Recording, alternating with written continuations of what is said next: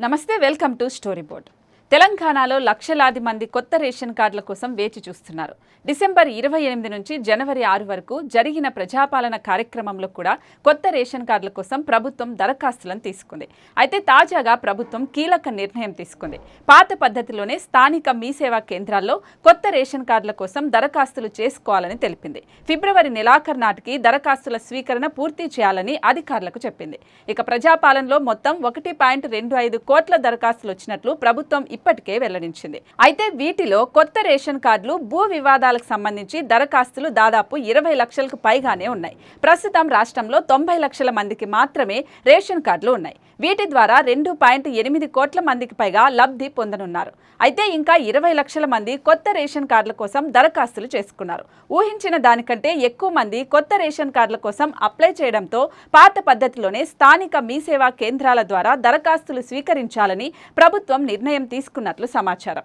కొత్త ration card దరఖాస్తుల కోసం నేషనల్ ఇన్ఫర్మేటివ్ సెంటర్ ద్వారా ప్రత్యేక సాఫ్ట్వేర్ను కూడా తెలంగాణ ప్రభుత్వం రెడీ చేసినట్లు తెలుస్తోంది. వీలైనంత త్వరగా రేషన్ కార్డుల ప్రక్రియ పూర్తి చేసి అర్హులైన వారికి అందజేయాలని రేవంత్ రెడ్డి సర్కార్ని యోచించింది.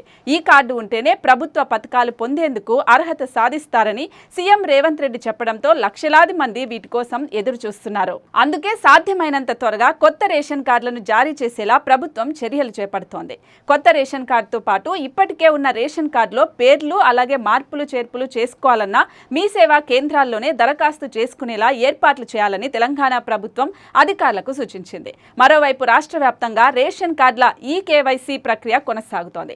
అసలైన లబ్ధిదారులు ఎంతమంది ఉన్నారో తెలుసుకునేందుకు గత ప్రభుత్వం ఈ కార్యక్రమాన్ని చేపట్టింది. ఇప్పటికే 80% పైగా రేషన్ కార్డులు ఈ కేవైసీ ప్రక్రియ పూర్తి చేసినట్లు తెలుస్తోంది. జనవరి 31లోగా రేషన్ దుకాణాలకు వెళ్లి ఈ కేవైసీ ప్రక్రియ పూర్తి చేయాలని అధికారులు సూచించారు.